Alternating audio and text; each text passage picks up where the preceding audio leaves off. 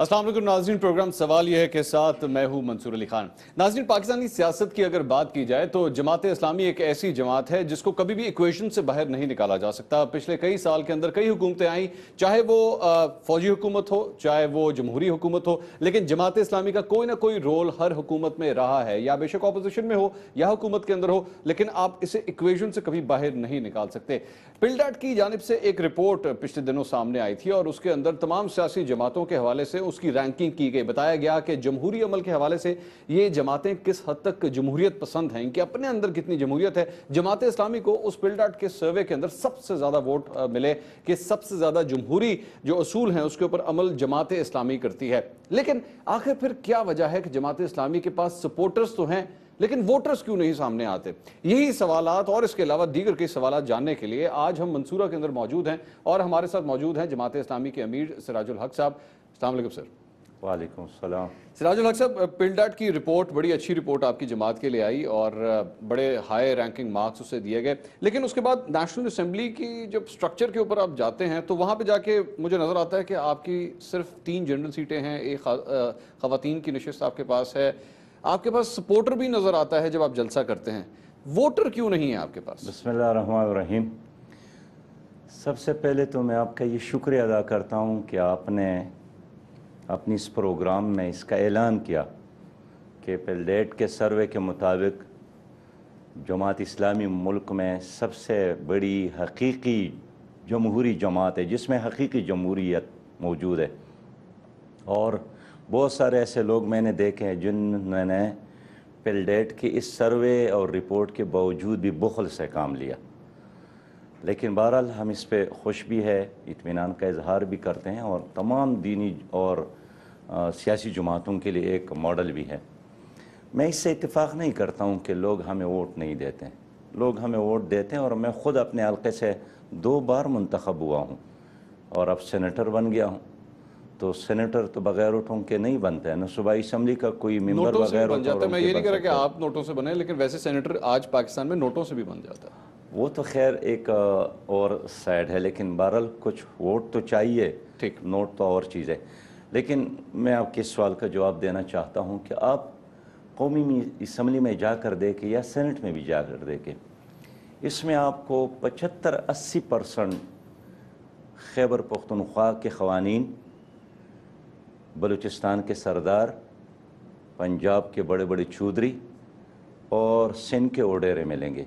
इसका मतलब यही है कि जो मौजूदा जमहूरी स्ट्रक्चर या सिस्टम है इसमें सलाहियत की बुनियाद पर, मेरिट की बुनियाद पर मुश्किल है कि कोई मेंबर बने जब तक आप बड़ा जागीरदार या बड़ा सरमायादार या कोई बड़ा ठेकेदार ना हो। जमात इस्लामी चूँकि आम लोगों की जमात है और इलेक्शन के वक्त हम अपनी टिकट को बेचते नहीं हैं कि किसी फ्यूडल के हवाले कर ले कि मेरा टिकट ले ले, मेरा झंडा ले ले, बाकी आपकी मर्जी। आप 60-70 करोड़ लगा ले, 1 करोड़ 1 अरब लगा ले और जब कामयाब हो जाए तो फिर अपने लिए खुद कमा ले। हम इस चीज़ पर बिलीव नहीं करते हैं। आप सिराजुल हक साहब, मुझे आप वही इस वक्त पॉइंट दे रहे हैं जो तमाम वो सियासी जमातें जिनको वोट नहीं मिलते वो यही कहती हैं कि बेसिकली सिस्टम ही ख़राब है, हमारा कसूर नहीं है, हम ठीक हैं, सिस्टम में प्रॉब्लम है। अगर आप मेरी बात को पूरी तरह सुन ले जनाब, एक मसला तो यही है जनाब। दूसरी मसला यह है कि या तो आप आलमी इस्टेब्लिशमेंट का हिस्सा बन जाए, यानी उनका एजेंट बन जाए, जो कि जमात इस्लामी नहीं है, या आप अरबपति हो और ना कभी रही है। हाँ, तो वो जमात इस्लामी कभी भी हमारे साथ एक चीज़ है, वो मेहनत है, सलाहियत है, उसका हम इस्तेमाल करते हैं। लेकिन मैं अल्लाह पर ईमान और तवक्कुल के साथ समझता हूँ कि 2018 में हम इंशाअल्लाह बहुत बेहतर नतीजा देने में कामयाब हो जाएंगे। और सिराजुल हक साहब वज़ीर आज़म पाकिस्तान होंगे?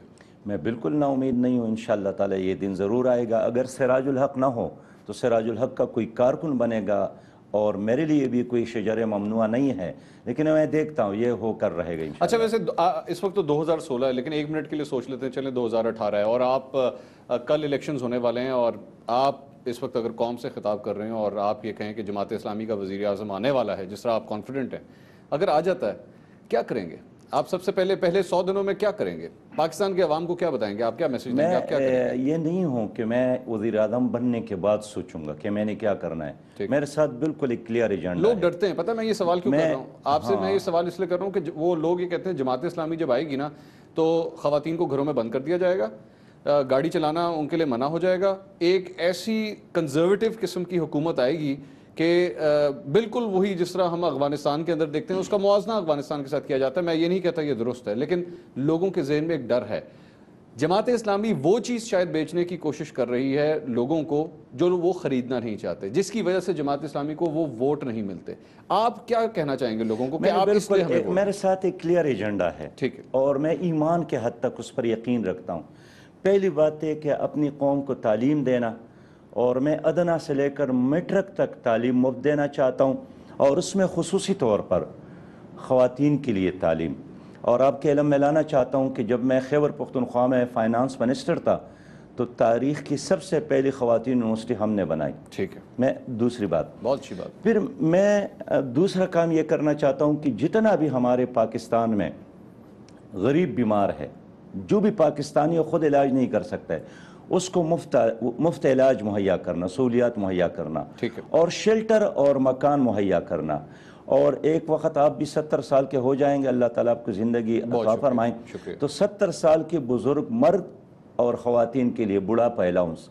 اور میرا یہ عزم ہے انشاءاللہ کہ میں بے روزگاروں کو جب تک روزگار نہ ملے اس کو بے روزگاری الاؤنس دوں گا.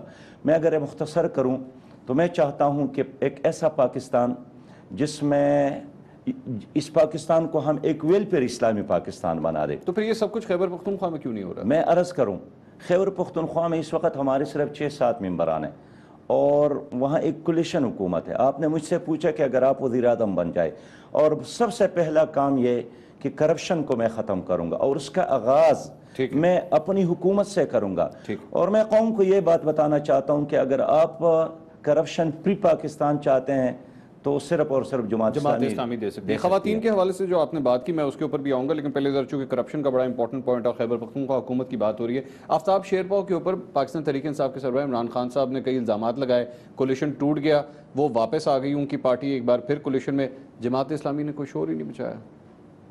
دیکھیے، شور مچانے کے تو دو طریقے ہیں. ایک یہ ہے کہ آپ گھر کے کپڑے چوک اور چوراہوں میں دھوئیں. ایک یہ ہے کہ آپ متعلق آدمی سے چوک کی بات کر رہے ہیں. میں عرض کروں کہ ہم نے مکمل طور پر اپنے احساسات سے پی ٹی آئی کو آگاہ کیا، لیکن ہماری 3 منسٹریاں ہیں، لوکل گورنمنٹ کی منسٹری، فائنانس منسٹری، اور مذہبی امور اور اوقاف کی منسٹری. وہ منسٹری ہم چلا رہے ہیں اور ہم ذمہ دار ہیں ان کے. میں 2002 میں بھی منسٹر بنا، فائنانس منسٹر تھا، سینئر منسٹر تھا، انوائرمنٹ منسٹر تھا، اور ان تمام منسٹر کے آج بھی میں ذمہ دار ہوں. اور یہی وجہ ہے کہ 3 سال مکمل ہونے کے بعد میں سیدھا مسجد معبد خان گیا، سب سے بڑی مسجد ہے پشاور میں، اپنے آپ کو احتساب کے لیے پیش کیا. اور یہی وجہ ہے کہ ہمارے ساتھ لوگ سیاسی اختلاف رکھتے ہیں، لیکن لوگ اعتراف کرتے ہیں کہ کرپشن سے پاک یہی ایک جماعت ہے جنہوں نے ہمیشہ دیانتداری کا یعنی آپ مجھے بتا رہے ہیں کہ خیبر پختونخوا کی کابینہ کے اندر اگر 3 لوگ یا 3 وزارتیں آپ کی، اگر اس کے علاوہ اگر کہیں پہ کرپشن ہو رہی ہے تو بے شک آپ کولیشن گورنمنٹ میں ہے، جماعت اسلامی کا اس کے ساتھ کوئی لینا دینا نہیں. ہمیشہ ہم نے بات کی ہے، لیکن وہ جو شیرپاؤ صاحب کے بیٹے پر کرپشن کا الزام، وہ خود گئے تھے عدالت میں، لیکن جنہوں نے الزامات لگائے وہ بھی اب تک ثابت نہیں کر سکے. اور میرے خیال میں اگر کوئی چیز ثابت ہو جائے. آپ عمران خان صاحب کی بات کر رہے ہیں؟ جی، آپ عمران خان صاحب کی بات کر رہے ہیں، انہوں نے الزامات لگائے. ظاہر انہوں نے ان کے بارے میں ایک الزام لگایا کرپشن میں، ان کے منسٹر ختم کیے، لیکن اب تک وہ ثابت نہیں کر سکے. اور وہ خود اب بھی یہی کہتے ہیں کہ ویسے خان صاحب کی پرانی عادت ہے کئی الزامات لگا ہیں. دیتے ہیں لیکن پھر ثابت نہیں کر پاتے. آپ کے خیال میں یہ تبدیلی نہیں آنی چاہیے؟ وہ تبدیلی کہتے ہیں، یہ تبدیلی نہیں آ سکی اب تک. ہمارے پاکستان میں پہلے لوگ الزام لگاتے ہیں، بعد میں ثبوت اکٹھے کرتے ہیں. مسئلہ یہی ہے. مسئلہ یہ ہے. اچھا یہ بتائیے، وہ خیبر پختونخوا کے احتساب کمیشن کے جو سربراہ تھے انہوں نے اپنے عہدے سے استعفیٰ دے دیا، اس کے اوپر بھی کافی لہدے ہوئی کہ بھائی یہ کیا بات ہوئی، احتساب کمیشن کا سربراہ چھوڑ کے جا رہا ہے اس کا، اور وہ یہ کہہ رہا ہے کہ احتساب کے حوالے سے میرے پہ دباؤ ہے. جماعت اسلامی پھر بھی کچھ نہیں بولی. ہماری جو خیبر پختونخوا جماعت اسلامی کی امیر ہے اور ان کی ہماری تنظیم ہے، انہوں نے اپنے احساسات، اپنے خیالات سے اور اس شخصیت کے استعفیٰ کے بعد اپنے جو رائے تھے اس سے ہم نے وزیر اعلیٰ کو آگاہ کیا تھا کہ جو کچھ ہوا، لیکن انہوں نے خود اپنی مرضی سے استعفیٰ دیا.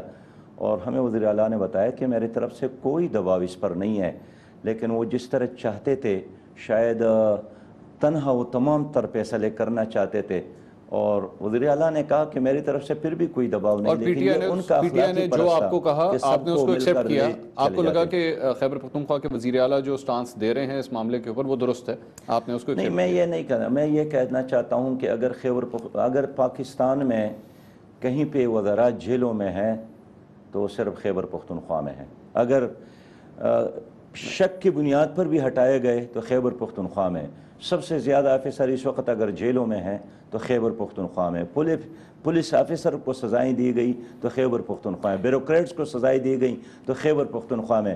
میں سمجھتا ہوں کہ اگر بہتری کی طرف کوئی سفر ہے تو اپریشیٹ کرنا چاہیے۔ اچھا، بہتری کی جو سفر کی آپ نے بات کی، کراچی میں میری جماعت اسلامی کے چند عہدیداروں سے بات ہو رہی ہے، نام تو میں بالکل بھی آپ کے سامنے کبھی نہیں لوں گا، ان کا اپنی ایک سوچ ہے، وہ یہ کہتے ہیں پاکستان تحریک انصاف سے ہم نے گٹھ جوڑ کراچی کے اندر کیا، ایک زمانے میں جماعت اسلامی کا میئر تھا ہمارے پاس کراچی میں، آج یہ صورتحال ہے کہ ہم جب سے پاکستان تحریک انصاف کے ساتھ جڑے ہیں ہماری اپنی پہچان تو گئی، یہ دوسری جماعت ہمیں بھی نیچے لے بیٹھی ہے۔ اس وقت یہ حال ہے کہ ضمنی انتخابات ہوئے، جماعت اسلامی کا امیدوار ہی میدان میں نہیں موجود تھا، کہاں چلی گئی جماعت اسلامی؟ کراچی کے اندر دوسری بڑی کم از کم طاقت کے حوالے سے جماعت اسلامی کو مانا جاتا تھا، آج وہ پوزیشن بھی نہیں ہے۔ آپ کے سامنے بلدیاتی انتخابات ہوئے، کمپلیٹ وائپ آؤٹ ہو گیا کراچی سے جماعت اسلامی کا، کہاں ہے جماعت اسلامی کراچی؟ نہیں، جماعت اسلامی اب بھی کراچی میں موجود ہے الحمدللہ، اور سب سے منظم جماعت کے طور پر موجود ہے۔ وہ اتحاد ٹھیک تھا؟ چند دن قبل ہم نے وہاں پروگرامات کیے، اتنے بڑے پروگرام کوئی اور پارٹی نہیں کر سکے، ہم نے وہاں مارچ کیے، اتنے بڑے مارچ اب تک کوئی اور نہیں کر سکے۔ لیکن پھر بھی میں کہنا چاہتا ہوں کہ بلدیاتی الیکشن سے قبل خود ہم نے کراچی جماعت کو اختیار دیا تھا کہ وہ ایک اسٹریٹجی بنا لے، اور وہاں پی ٹی آئی کے ورکر اور وہاں کی قیادت اور جماعت اسلامی کے ورکر اور قیادت نے خود ہی اتحاد کا فیصلہ کیا تھا، اور انہوں نے خود اپنی مرضی سے شہر کے بہتری میں ایک ڈیسیجن لیا تھا، ہم نے منع نہیں کیا، ہم نے ان کو سپورٹ کیا، اور اس لیے میں اور عمران خان دونوں گئے اور وہاں جلسے کیے، پروگرام میں شریک ہوئے۔ لیکن الیکشن کے دن اگر لوگ نہیں نکلے یا لوگوں نے ووٹ نہیں دیا تو ہم شہریوں کے فیصلے کو قبول کرتے ہیں، لیکن یہ بات ثابت شدہ ہے کہ وہاں پولنگ سٹیشن جعلی تھے، پولنگ عملہ جعلی تھا، لوگ پکڑے گئے، جعلی عملہ والے پکڑے گئے، اور اسی طرح ماحول تھا، کوئی زیادہ چینج نہیں آیا تھا۔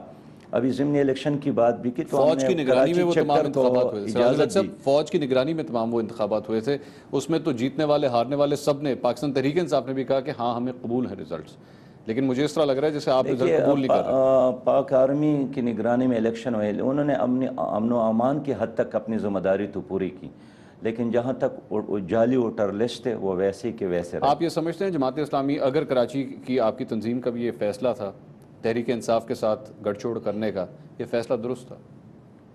میرے خیال میں ہم جمہوری جماعت ہیں اور وہاں کے ورکر نے، دیکھیے آئین میں کوئی چیز اگر حرام نہیں ہے، آئین میں اگر کوئی چیز غیر قانونی نہیں ہے، اور آپ کا سسٹم اور آپ کا آئین یہ اجازت دیتا ہے کہ دو پارٹیاں مل کر بلدیاتی الیکشن میں حصہ لیتے ہیں، تو میں کیوں یہ کہوں کہ انہوں نے غلط کیا تھا؟ میں قانونی یا غیر قانونی تناظر میں نہیں دیکھ رہا، میں ایک پولیٹیکل موو کے طور پہ دیکھ رہا ہوں کہ جماعت اسلامی کے پاس جتنی اپنی سپیس تھی وہ ختم ہو گئی کراچی میں۔ کراچی جماعت اسلامی کی قیادت نے اور پی ٹی آئی کے وہاں کی قیادت نے گڈ فیتھ میں فیصلہ کیا ہے، اس لیے ہم نے اس کا ساتھ دیا۔ اگلی دفعہ بھی ہوگا؟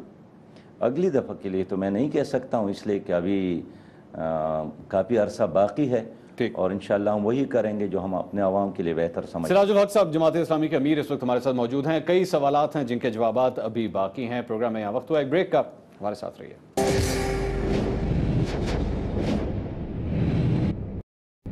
پختونخوا حکومت کی طرف آتے ہیں، آپ کی جماعت کے حوالے سے، چونکہ مذہبی امور کے حوالے سے بھی آپ نے بات کی، سلیبس کے اندر تبدیلیاں وہاں پہ کافی آئی ہیں خیبر پختونخوا کے اندر، اور بڑی چھوٹی چھوٹی چیزوں کے اوپر اعتراضات سامنے آئے، اور پچھلی حکومت نے جو سلیبس کے اندر چینجز کی تھیں وہ آپ نے دوبارہ اس کو کر دیا، اس کی کیا وجہ ہے؟ کیا کوئی پرابلم ہمیں نظر آ رہی ہے خیبر پختونخوا کے اندر جو بچوں کو سلیبس پڑھایا جاتا ہے؟ کیا سٹانس ہے اس پہ آپ کا؟ تعلیم کے حوالے سے میرا نظریہ ہے کہ پورے پاکستان کے لیے ایک نصاب ہو، ٹھیک ہے، اور میرا نظریہ ہے کہ اسکول اور دینی مدارس کے لیے ایک نصاب ہو، اور میرا نظریہ ہے کہ غریب اور امیر کے لیے ایک نصاب ہو۔ اس لیے ایک ہی ملک میں کئی طرح کے نصابات یہ ہماری قوم کو تقسیم کرنے کے باعث ہیں۔ لیکن آپ نے اسپیسیفک خیبر پختونخوا کے حوالے سے پوچھا تو وہاں ہماری حکومت سے پہلے جو حکومت تھی ANP کی حکومت تھی، انہوں نے بہت ساری تبدیلیاں اس میں کی، اور جب ہم نے دیکھا جس طرح حضرت عائشہ رضی اللہ تعالیٰ عنہا کے مضمون کو ختم کر کے اس پہ اور مضامین لائے گئے، سپوز مدر ٹریسا اور ہیلن کیلر اور اس طرح کے، تو ہم نے صرف کوشش کی کہ جو پرانا نصاب ہے وہ بحال کیا جائے، اور ہمارے جو نصاب تعلیم ہے اس کو اسلام، پاکستان اور لوکل کلچر کے مطابق بنایا جائے، تاکہ ہمارے بچے اپنی ماضی کے ساتھ جڑا رہے اور اپنے ماضی پر فخر کرے، اپنی ہیروز پر فخر کرے۔ بل بورڈ جب پھاڑے جاتے ہیں خیبر پختونخوا کے اندر یہ سوچتے ہوئے کہ یہ بے حیائی پھیل رہی ہے اس کی وجہ سے، کب کی بات ہے؟ کئی دفعہ ہو چکا ہے کہ یہ تو چلتا ہوا ایک پروسیس ہے، میں آپ کی حکومت کی نہیں بات کر رہا، لیکن ایسے چند عناصر جو یہ کام کرتے ہیں، جو یہ فیصلہ کرتے ہیں کہ ایک بل بورڈ بے حیائی پھیلا رہا ہے یا نہیں پھیلا رہا، اور جب یہ عمل ہوتا ہے تو حکومت کی ریٹ چیلنج ہوتی ہے، کیا یہ عمل درست ہے؟ یار آپ یہ منصور عجیب آدمی ہے، لوگ مرتے ہیں چوک اور چوراہوں میں، لاشیں ہیں، آپ کی گلشن اقبال، آپ کی کراچی، آپ کی کوئٹہ، آپ کا پشاور، آپ کی پنڈی، کون سی ایسی جگہ ہے جہاں پر انسان کے خون کے دھبے موجود نہیں ہیں؟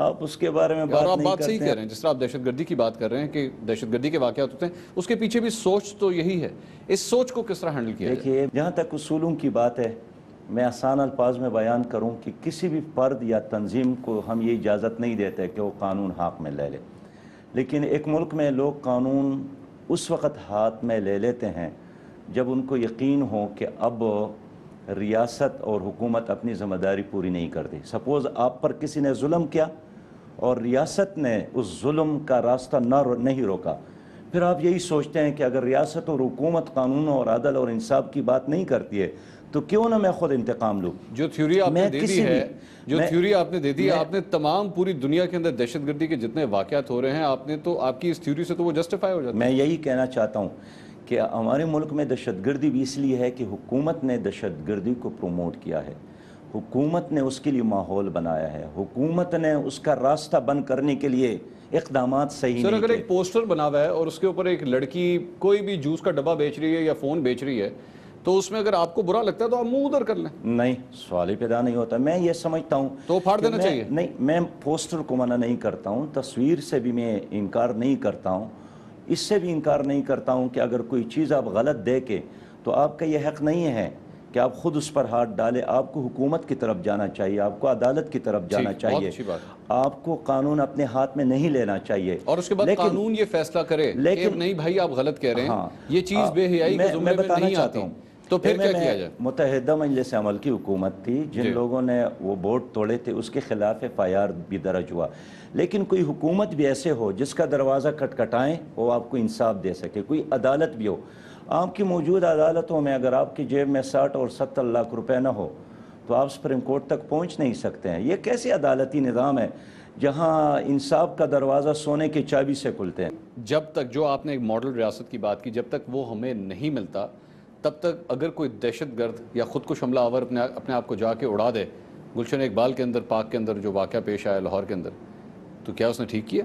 بالکل غلط ہے جی۔ تو پھر دھماکہ کرنا اور لوگوں کو مارنا، انسان مارنے کی تو بڑی بات ہے۔ انسان کے بارے میں تو اللہ رب العالمین نے فرمایا ہے کہ جس نے ایک انسان کو قتل کیا گویا اس نے ساری انسانیت کو قتل کیا۔ بالکل، اس سے بڑی بات نہیں ہو بالکل سکتی، صحیح ہے۔ اس لیے کہ جس نے بنایا ہے، جس نے پیدا کیا ہے، وہ اس کے بارے میں بہتر جانتا ہے۔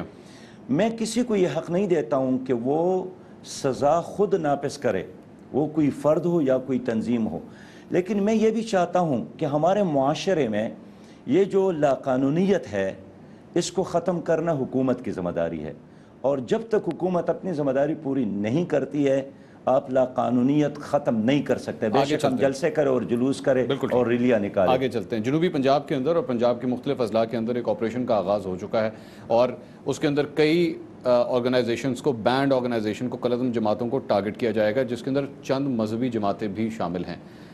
ان کی بھی یہی سوچ، وہ بھی یہی فارمولا کبھی کبھار پیش کرتے ہیں اپنی دہشت گردانہ کارروائیوں کو کوئی ریزن دینے کے حوالے سے۔ ان کے خلاف اگر کوئی آپریشن ہو رہا ہے تو وہ جائز ہے، وہ بالکل ٹھیک ہے، ان لوگوں کو پکڑنا چاہیے، آپ ان لوگوں کو قانون کے کٹہرے میں کھڑا کرنا چاہیے۔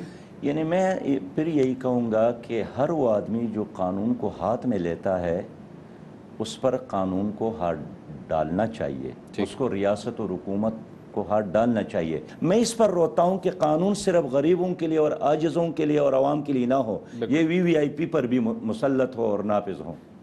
سوال میرا ابھی بھی دوبارہ وہی ہے، ان مذہبی جماعتوں کے خلاف جو کالعدم جماعتیں جن کے اندر مذہبی عناصر ایسے موجود ہیں جو کہ اسلام کا نام بدنام کرتے ہوئے دہشت گردی پھیلاتے ہیں، ان کے خلاف آپریشن ہونا چاہیے یا نہیں؟ دیکھیے آپریشن تو جاری ہے، آپریشن کے لیے تو سب سے پہلے دینی جماعتوں نے بھی اور تمام سیاسی جماعتوں نے اس حکومت کو مینڈیٹ دیا ہے۔ سر، یہ جو آپریشن بڑا شروع clear ہوا ہے ہاں یہ یا وہی نا کا مینڈیٹ جواب ہے۔ اب رہی ہے بات آپ کی کہ رائے پوچھ رہا ہوں، ہاں یا منصور، نا؟ میری ہاں بات یا نا، سنیں سمپل۔ پلیز میری بات، اب یہی بات کہ جنوبی پنجاب میں یہ آپریشن جائز یا ناجائز ہے، جی تو میں یہی کہوں گا کہ اگر خیبر پختونخوا میں ایک چیز جائز ہے اور کراچی میں جائز ہے اور کوئٹہ میں جائز ہے تو جنوبی پنجاب میں بھی جائز ہے۔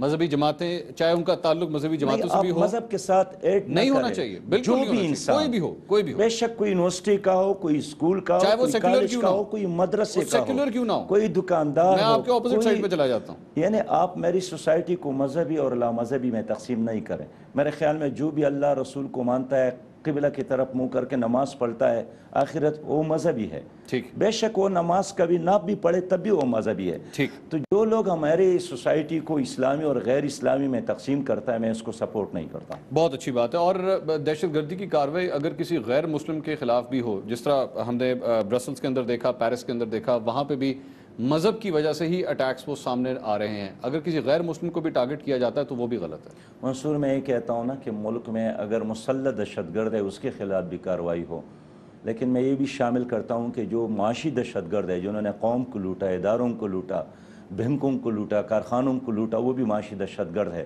اس کے خلاف بھی کارروائی ہونی چاہیے، اس لیے پورا آپریشن ہو۔ اور اگر ان کے خلاف نہ ہو تو ان کے خلاف بھی نہ ہو؟ نہیں، میں یہ کہنا چاہتا ہوں کہ جس طرح آپ بچوں کو پولیو کے قطرے پلاتے ہیں، سب کو پلانا چاہیے حکمرانوں کے کرپشن سے، تاکہ کرپشن کی بیماری ختم ہو جائے۔ آپ نے کرپشن کو دہشت گردی کے ساتھ جوڑ دیا، مجھے آپ کی گفتگو سے اس طرح لگا جیسے آپ یہ کہہ رہے ہیں کہ معاشرے میں اگر کرپشن ہے اس کے خلاف ایکشن لو، تب اگر تم دہشت گردی کے خلاف، دہشت گردوں کے خلاف، قاتلوں کے خلاف آپریشن کر رہے ہو تو جسٹیفائیڈ ہے، اگر ان کے خلاف آپریشن نہیں کر رہے کرپشن کے خلاف تو پھر یہ بھی میں مت کرو۔ یہ تو نہیں کہتا ہوں کہ جو مسلح دہشت گردی ہے اس کے خلاف آپریشن نہ کرے، ٹھیک، لیکن میں تجویز دے رہا ہوں کہ جو معاشی دہشت گرد ہے اس کے خلاف بھی آپریشن کا کوئی میکنزم بنانے کی ضرورت ہے۔ آپ میں اور میرے درمیان جو اختلاف ہے وہ یہ ہے کہ یہ دو مختلف ٹاپکس ہیں۔ آپ کی بات درست ہے، آپ کی بات سے میں اختلاف اس پوائنٹ ویو نہیں کر رہا کہ آپ اصولی طور پر آپ میرے ساتھ اتفاق کریں، میں آپ کے ساتھ اتفاق کروں گا۔ چلیں، اچھی، بہت اچھی بات ہے، ویری گڈ، ویل پلیڈ۔ آگے چلتے ہیں۔ داعش کے حوالے سے وفاقی وزیر داخلہ چودھری نثار علی خان یہ کہتے ہیں کہ وہ پاکستان میں موجود نہیں ہے، آپ کا نظریہ کیا ہے؟ کیا موجود ہے یا نہیں ہے؟ اور اگر ہے تو غلط ہے، اس کے خلاف بھی آپریشن ہونا چاہیے؟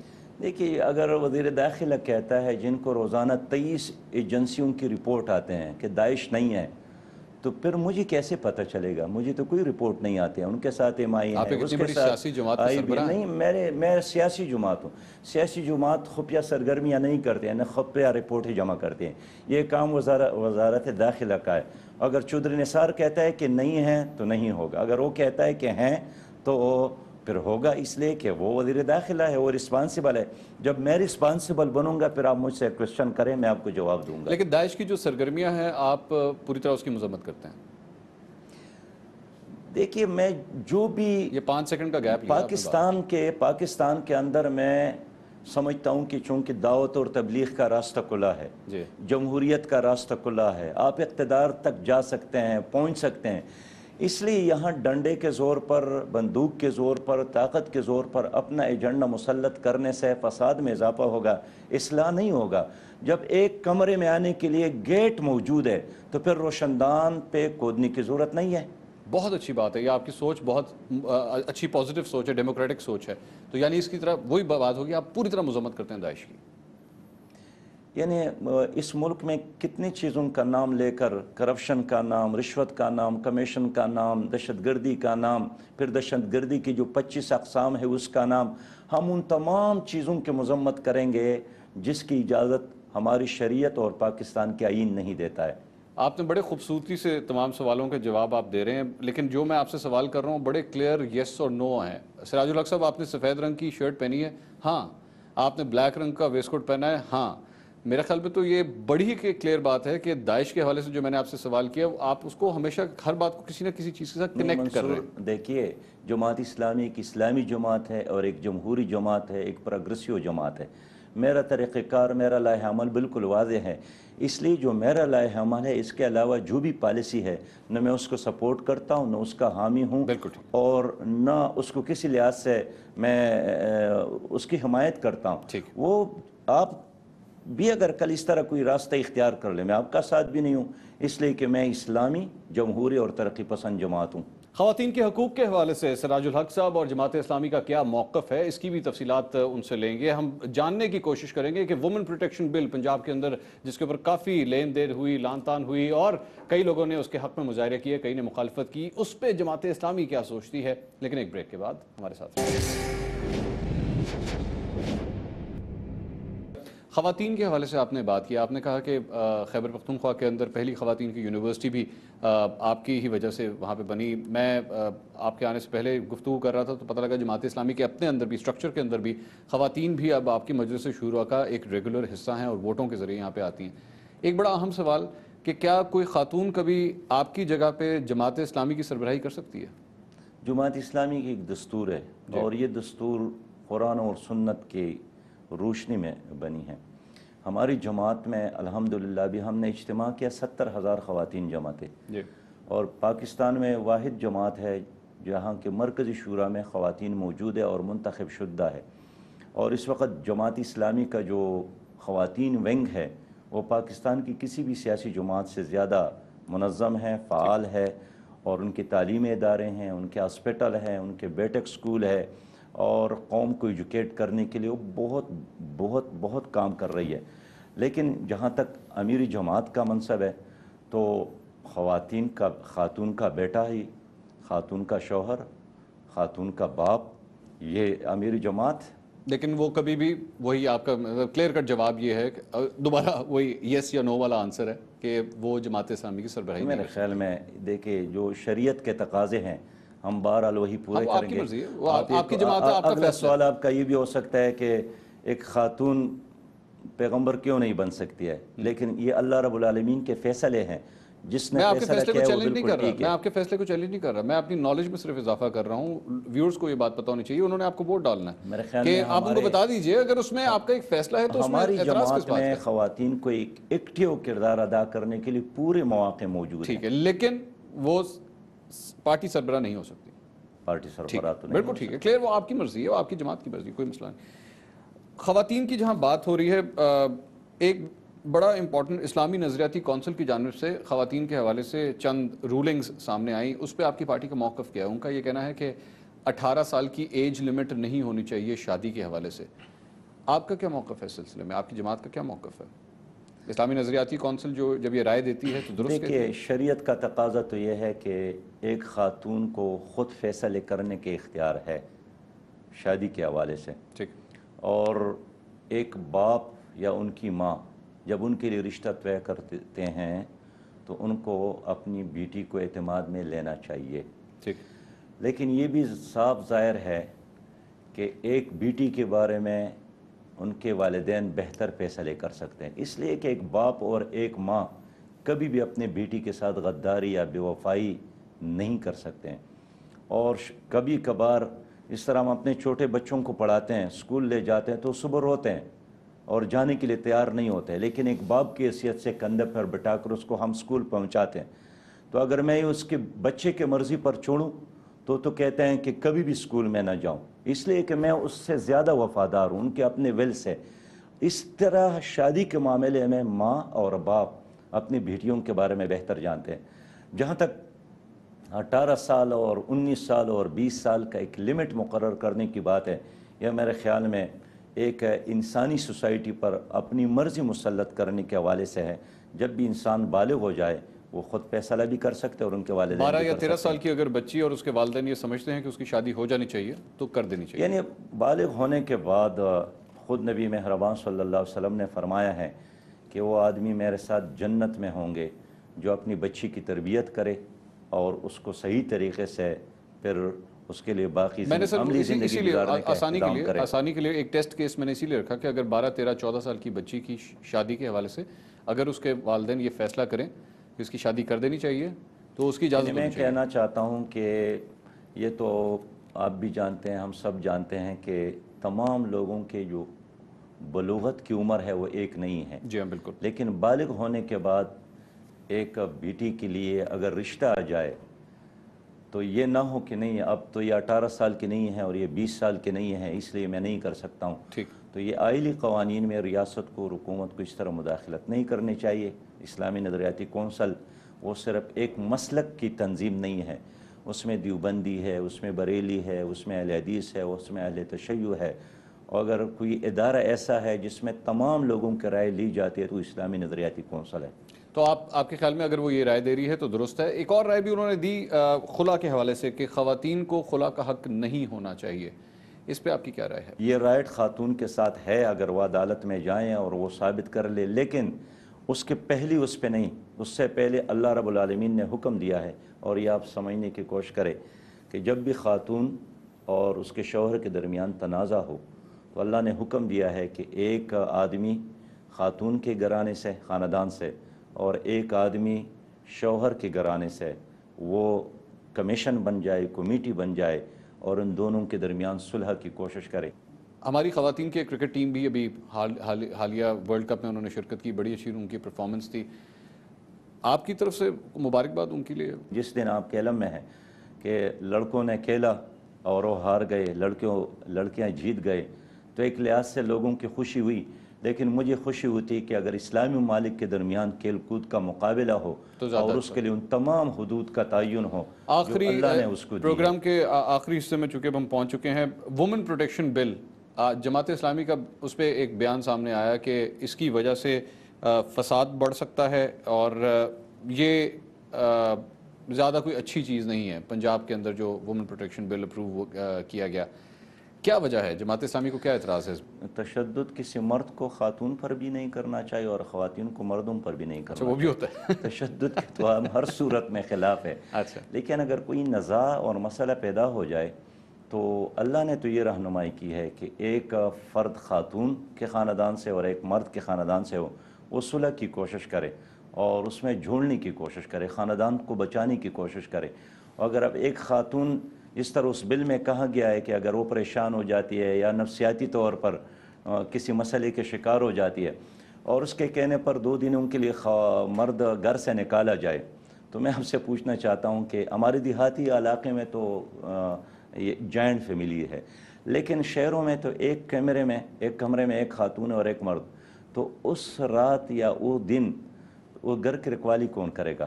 سپوز وہاں کوئی بیمار ہو جائے، اسپتال کون پہنچائے گا؟ کوئی موت آ جائے، عورت نہیں رکھ سکتی ہے تو کون؟ اس لیے کہ گھر کی مرد تو رکھوالی باہر نہیں کر ہوگا. سکتی. اس طرح اگر اس کا بڑا بیٹا بھی نہیں کر سکتا. ہاں یہ ظاہر بات ہے. اب دیکھیے نہیں کر سکتا. میں عرض کروں کہ پھر اس رات اس کے پہرے کے لیے کون؟ پٹواری آئے گا، پولیس آئے گا، تھانہ دار آئے گا، پٹواری آپ کا مطلب اصل پٹواری ہے یا پنجاب کا کوئی اور محترم آئے گا. اس لیے میں سمجھتا ہوں کہ یہ جو خاندان ہے یہ زمین پر اللہ کی قدرتوں کی ایک نشانی ہے. اس خاندان کو مغرب اور یورپ نے ڈسٹرب کیا اور یہی وجہ ہے کہ آج اس کے پریکٹیکل سولوشن بتائیے نا سراج الحق صاحب. مجھے آپ کی اب تک جو ساری گفتگو ہوئی نا اس میں سب سے اچھی بات پتہ کہ آپ بہت اچھی باتیں کرتے ہیں. یقین کیجئے میں نے اتنے انٹرویوز کیے ہیں، مجھے آپ کی باتیں بڑی پسند آئیں، لیکن آپ پریکٹیکل بات نہیں کرتے. آپ یہ بتا دیتے ہیں یہ بدی ہے، یہ نیکی ہے، لیکن بدی سے بچنا کس طرح ہے، اس کا روٹ کیا ہوگا یہ بتائیے. اگر ایک خاتون مار کھا رہی ہے اپنے میاں سے، اب نیکسٹ سٹیپ بتائیے مجھے پریکٹیکلی کیا کرنا چاہیے. میں یہی کہنا چاہتا ہوں کہ آپ اتنے ایجوکیشن کو عام کرے کہ لوگ یہ کام چھوڑ دے. آپ کا ٹی وی چینل اگر دوسری چیزیں پلانے میں مصروف ہے تو اب آپ میڈیا پہ آ جائیں گے، تو آپ یہ بھی کر لینا. میں آپ سے یہ پوچھنا چاہتا ہوں کہ کبھی آپ کے چینل نے خواتین کے حقوق کے حوالے سے بتایا ہے، والدین کے حقوق کے حوالے سے بتایا ہے، شوہروں کے حقوق کے حوالے سے بتایا ہے؟ میرے خیال میں ہم سب مل کر معاشرے کو ایجوکیٹ کر لیں تاکہ اس طرح کی نوبت ہی نہ آئے. لیکن اگر کہیں آئے بھی تو پھر بھی اللہ نے ہمارے لیے ایک نظام بنایا ہے کہ اس کے اندر اصلاح کرے اور کسی خاتون کو گھر سے نکال کر اور اس کیا کہتا ہے شیلٹر میں شیلٹر ہوم میں بند کرنا، اور اس کے اخراجات بھی پنجاب کی حکومت نے کہا ہے کہ مخیر حضرات برداشت کریں گے، یعنی حکومت اس کے اخراجات کے لیے بھی تیار نہیں ہے۔ تو جو خرچ کرے گا پھر اسی خاتون کی بقیہ خاتون سے درخواست ہے، اشارے پر خاتون سے درخواست ہے کہ اگر آپ مار کھا رہی ہیں تو کوشش کیجئے کہ آپ کا ہسبینڈ مان جائے، آپ کا شوہر کسی طرح مان جائے، میرے خیال میں ہمارا اور ورنہ معاشرہ، اور پولیس کو یا حکومت کو فون مت کریں، یعنی اگر آپ نے ایک بار پولیس کو اپنے گھر میں انٹر کیا تو ختم۔ تو آپ یقین کریں کہ جس طرح باقی معاشرے کا حشر پولیس نے کر دیا ہے وہ پھر آپ کے گھرانے کا بھی ہو جائے گا۔ سراج الحق صاحب بہت شکریہ، آپ نے ہمارے لیے وقت نکالا۔ چند مشکل سوالات ہم نے کوشش کی آپ کے سامنے رکھیں، لیکن آپ نے بڑی خوبصورتی سے ان کے جواب دیا، اور آپ کی یہ جو اسمائل ہے یہ تمام تر سوالات جتنے بھی مشکل ہوں ان کے بڑا خوبصورتی سے جواب دیتی ہے۔ سراج الحق صاحب ہمارے ساتھ موجود تھے۔ جماعت اسلامی کی خوبی ہی یہی ہے کہ آپ ان کی بات سے اختلاف کر سکتے ہیں، ان کے ایسے چند اصول ہیں جن کے ساتھ آپ اختلاف کر سکتے ہیں، لیکن سب سے اچھی بات اس جماعت کی کم از کم یہ ہے کہ ان کا سٹانس کلیئر ہے، اس کے اندر وہ کوئی دو رائے نہیں رکھتے، جس طرح کئی سیاسی جماعتوں کے اندر یہ دیکھا جاتا ہے کہ وہ بات کچھ کرتے ہیں، پریکٹیکلی کچھ اور ہوتا ہے۔ جماعت اسلامی کم از کم جو بات کر رہی ہے عمل بھی اسی طرح ہی سامنے آتا ہے، بے شک پھر ان کو ووٹ ملیں، ان کو سیٹس ملیں یا نہ ملیں، یا سسٹم میں کوئی خرابی ہے، اس کا فیصلہ تو آپ کر سکتے ہیں، لیکن سٹانس کافی حد تک کلیئر ہے۔ پروگرام سوالیہ سے اب تک کے لیے اتنا ہی، اللہ حافظ۔